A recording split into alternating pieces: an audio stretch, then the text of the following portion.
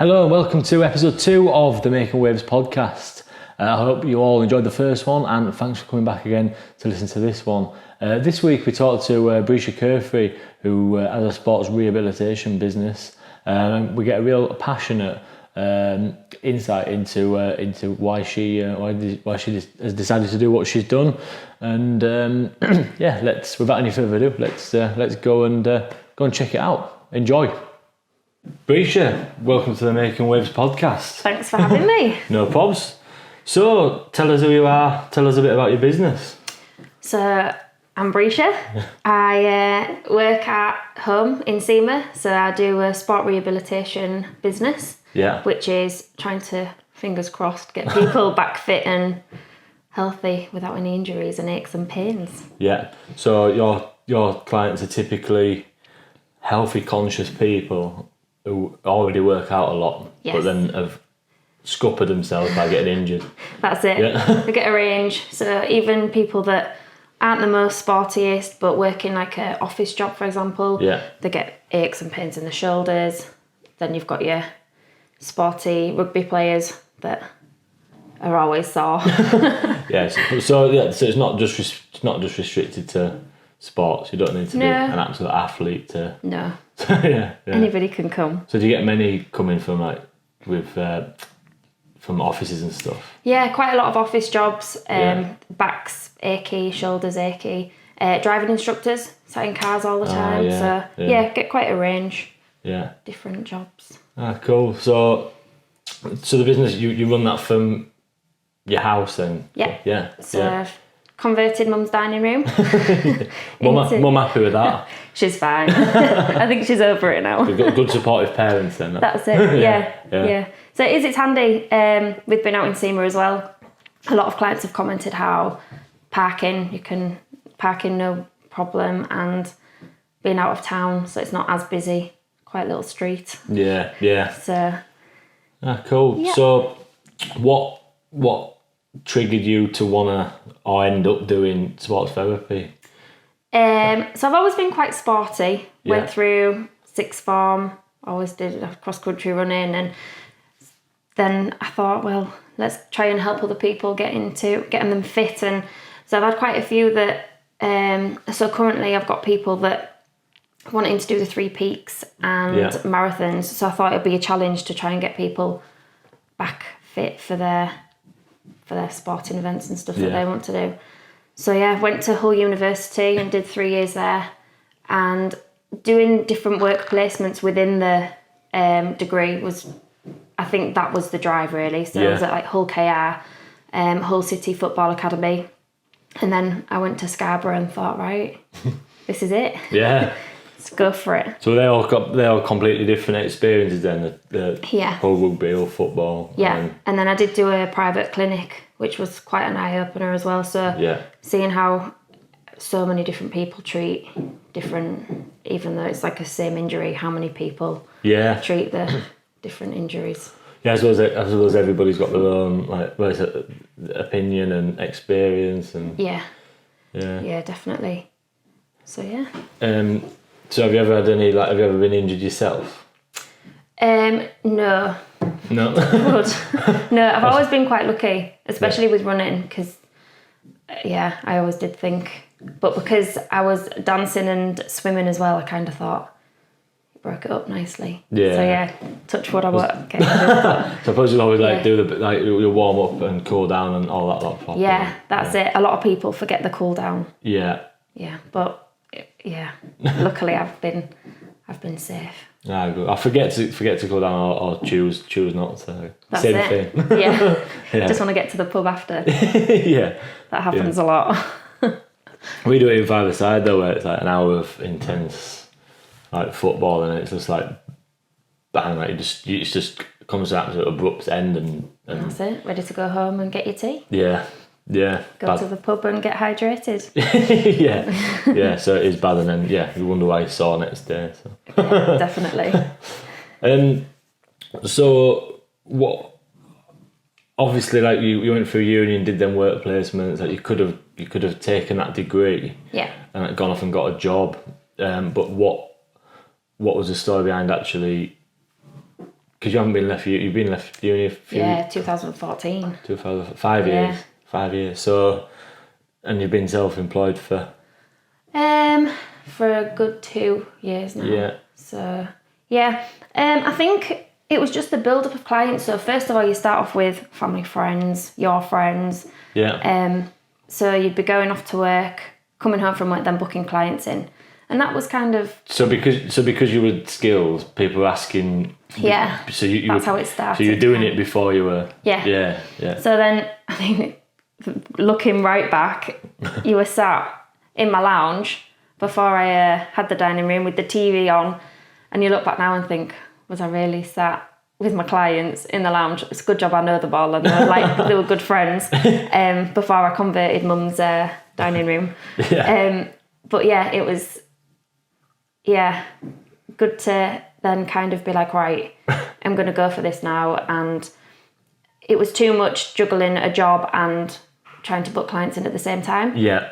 So then I left my job properly at the street, which was working with special needs, just before Christmas. Yeah. And then I've gone for it full time now. So it's been really good, and word of mouth has been so powerful, which is great. Yeah. And because I've had like the link with the rugby club, it kind of has helped me a lot to get where I am. So you currently do work for Scarborough Rugby Club. What does that entail?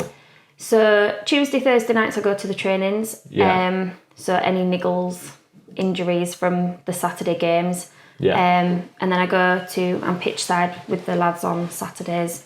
So if anybody goes down and doesn't get up, which that happens a lot of the time, I'm the one that gives them the So you go on water and then they get up. Is magic sponge to the thing? I've got the magic water bottle these days. So upgraded to a bottle. Squirt of water. That's it. Crack They on. have a breather and off we go. Yeah. So it's good. So that's quite intense though, like 2 nights a week and a day of at least out of your weekends. Yeah, like they definitely keep me busy. Across that rugby season, and I bet there's never a dull moment in and around them rugby lads. Not. Yeah.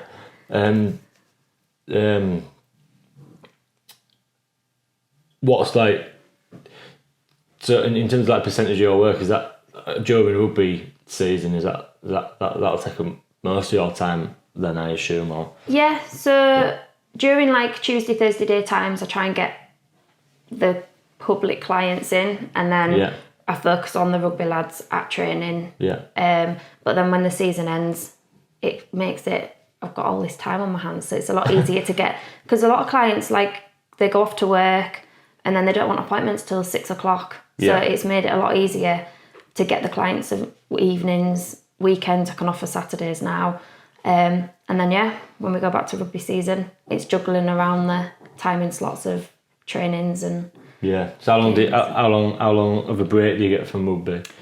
Pre-season, I think the lads will be back end of July, August time. I suppose you dread knowing what you're walking into. Well, a lot of them are hopefully keeping fit over the summer, so we won't have. Don't speak too soon. We won't have that many injuries when we go back. But a lot of them are doing cricket now and ticking over at the gym and stuff, ready for see what this season brings. Yeah. So obviously with that, it's like you put in a lot of effort into seasonal work. What do you do with your time? Because you've got like a couple of months there where like a big chunk of your work's gone. Yeah. What you doing? So the plan is I'm going to go travelling. So I'm going to Australia in July for 6 weeks, which you wouldn't be able to do if you're in full-time employment. No. So going self-employed has made it, you can just kind of book a holiday as and when. And a big 6 week block that there won't be many jobs out there that you can run that past the boss and get away with it. No, not at all.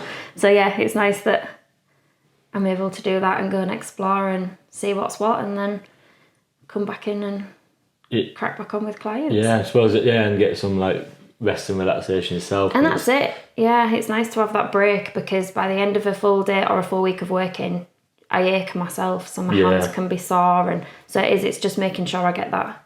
And I think balance. That's something that you don't even like. Obviously, I've come to see you doing too much five-a-side every week. Forgetting to cool down. But yeah, playing 4 times a week on a hard floor and like, already been tired, like setting up a business and all that lot. Yeah. But you don't even think, like, you think, oh yeah, I'll go and have a massage, but you don't even think about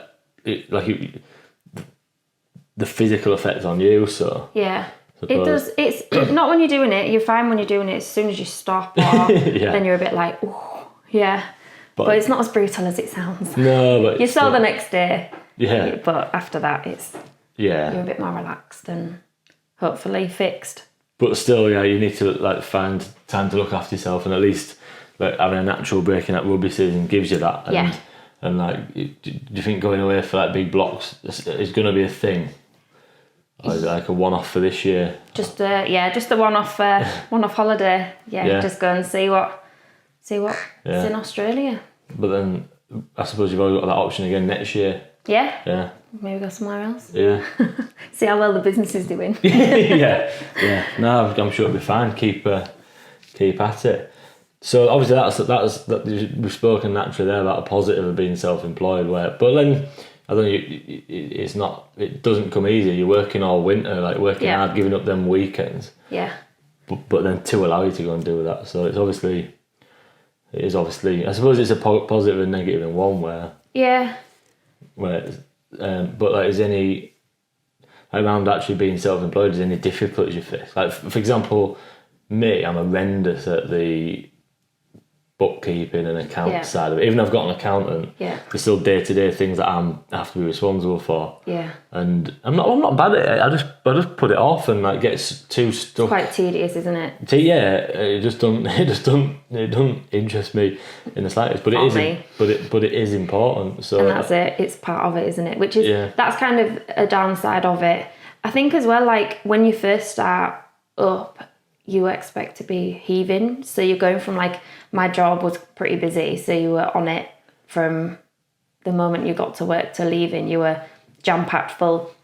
And I think I kind of was like, here we go. And it's getting that client base built back up from having like a couple of people here, a couple of people there. And then as the word of mouth gets going, and working around people's hours, which I was a bit, at first I was like, oh gosh, I've got a huge gap now. But then it's getting the more people that like want to get booked in, it's fitting around their times and if they've got children. And so I think at first that was a bit of a shock to me, and thinking, oh gosh, I've got somebody really early and then I've got a big gap until they've all finished work, picked the kids up, got their teas and stuff sorted, and then you go again until sometimes I've not finished till 9 o'clock sometimes, just trying to work around clients. But I'm getting used to that now. It's building up nicely, which is really good. And like I said, word of mouth has been so powerful that that's really helped me. Yeah. So obviously, I guess it's similar to, in a town our size, like when people, I think people, not just restricting it to a town our size, but I think if you live in a city, everything's a lot more spread out. But like in town, if you're doing something good and a good job, people will. That's it. They talk, don't they? But I think people like rely on and do go to word of mouth rather than like maybe go and search on. Well, me or you are not on TripAdvisor, but something like that. It'd be return to a trusted friend and say, oh, who do you know who can do this? So. And that's it. It's amazing how many people come through that door, and it's like, you know, so and so, don't you? And you're like, yeah, and then well, so and so's been to see you, and you're thinking, it's really good. Do you think the Facebook page has helped you then? Yeah.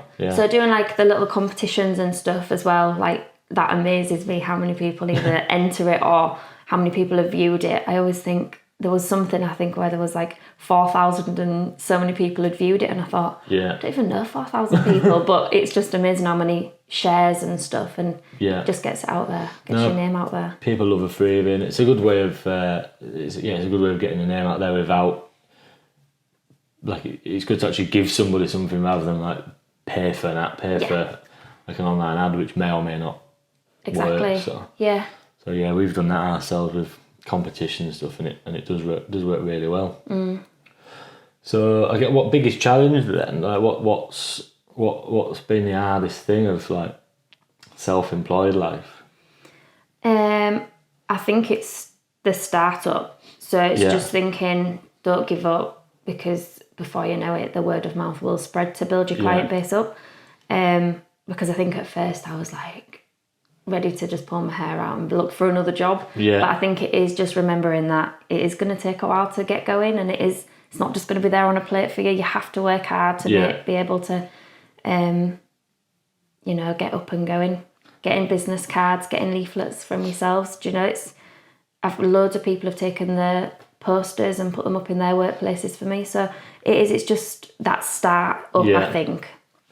Taking that plunge and going for it, and then it does show hard work pays off. And it is an important point to make, because I think like people have this thing about, you're self-employed, you've automatically doing really well and good money, automatically can do what you want, and I think that is something later on down the line, when you're like 5-10 years established, or you've got people like doing work for you, but like in them early days, it's like it's not a switch, isn't it? Not at all, no. You have to do that hard work, get that like foundation base going, and then you can build up from there. And But I'm glad you touched on that, because it's something that, like, I think we can give off an image that like everything's absolutely amazing, but like I want this podcast to like say it does come at a cost. So like late nights, anxiety, like I think that's a word that gets thrown around a lot, but like even in this last month, there's been times on the night where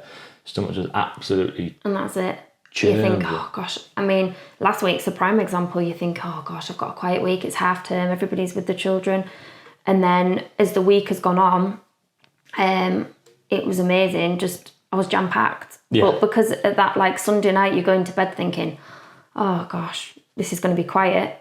And then you don't know, somebody goes off on that Monday to work and comes back, pulled the back, or it's very hit and miss, but before you know it, it's brilliant. So it's in that. But I suppose like traditional Sunday nights, you kind of like, if you like working for somebody, you'll just dread that it's that pre-Monday morning dread. And that's it. Like whether you go to work and you're busy or not, you're still getting paid. So like all that's out of it. So it is a big jump to take, but I don't think I regret any of it. Probably one of the best things I've ever done. Cool. Yeah. So would you do anything differently in that startup phase, or is it just literally like an hard thing which?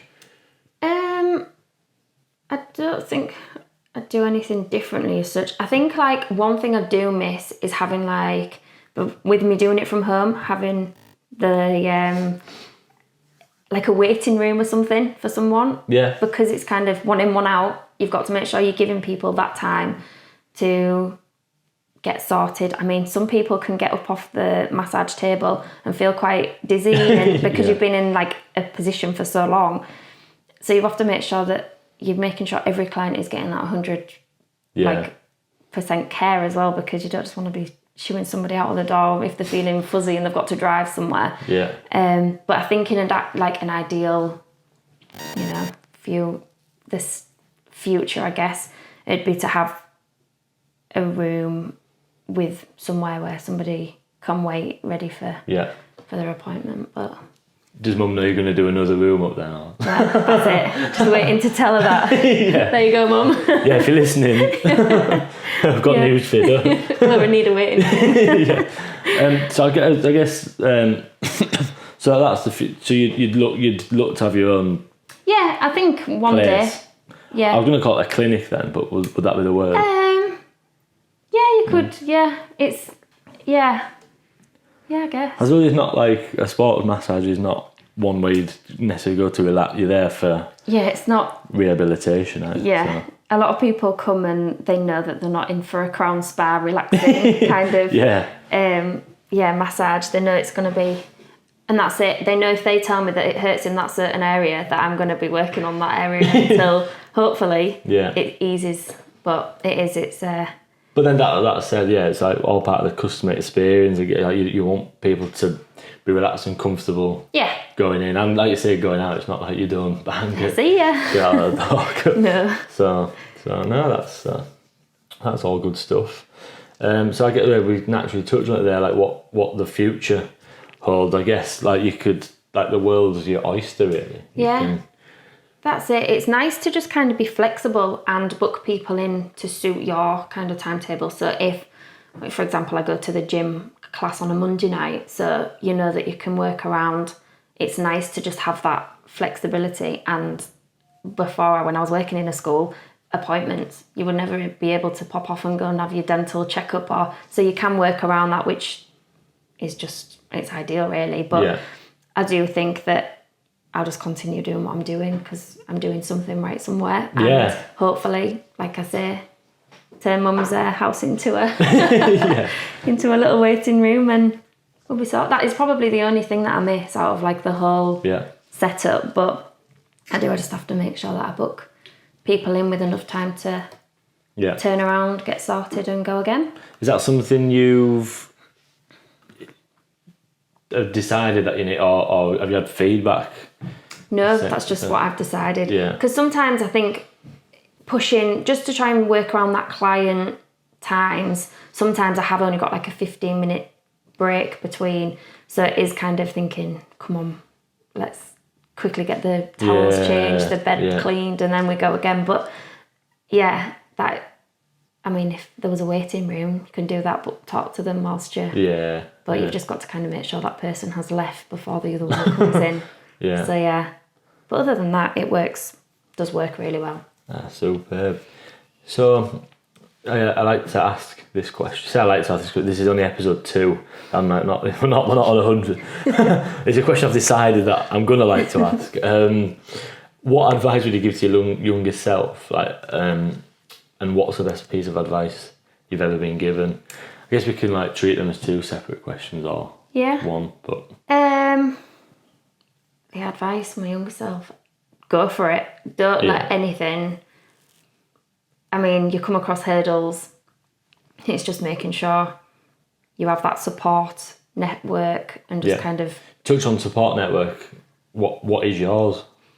So pretty much my family. So making sure, house. Mum's house. Make sure, and like as soon as the clients are coming, I'm like, right guys, keep the noise down, please. I mean, 9 times out of 10, Mum's probably at work, but I like to kind of have it so it is quiet-ish, but so you can still have a chat with the client. But lately there's been a lot of like workmen in and out, which is just, I'm thinking, oh gosh. So it's making sure that you're giving that person who's coming through the door the best, treatment and experience, so they do come back. And but definitely I'd just go for it, because it is a daunting thing to go into, but it's probably one of the best things to be able to say I did it.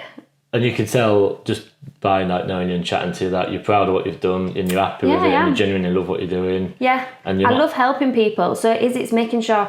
So say you came in injured and you've got your football final coming up, you've got this working, you've got a few months to work towards getting you back fit, and seeing people. So probably one of my proudest moments is a client who's struggled for years with her knees, and you're thinking, come on, before she has to like get to that surgery, let's try and reduce her pain, because it's heartbreaking seeing people in so much pain. And I'm determined to try and get them back. I know they've got to go through a bit of pain to get to where they could, like the outcome, but seeing her now, she can do stairs again. It's amazing. And then I kind of think that is why I do my job. That's the thing. What ticks the box for you. My old boss always used to talk about needing 3 things, and I'll probably end up repeating this on maybe nearly every podcast. But he's in your work life, you need 3 things: an emotional return, a financial return, and an intellectual return. And that's it. But the financial return, so many people and so many companies and employers just focus on that one alone. I've had it in previous jobs where I've tried to like learn and grow, and it's like you're paid to print, go and be a printer, like shut up, get on with it type of thing. But them other 2, they're all as important, like as equal as each other.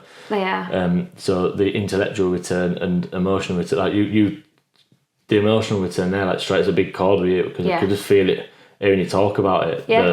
The way that once you've helped somebody and they're back on their feet. That's where you think this is. It's worth the pain. It's worth going through that pain to try and get.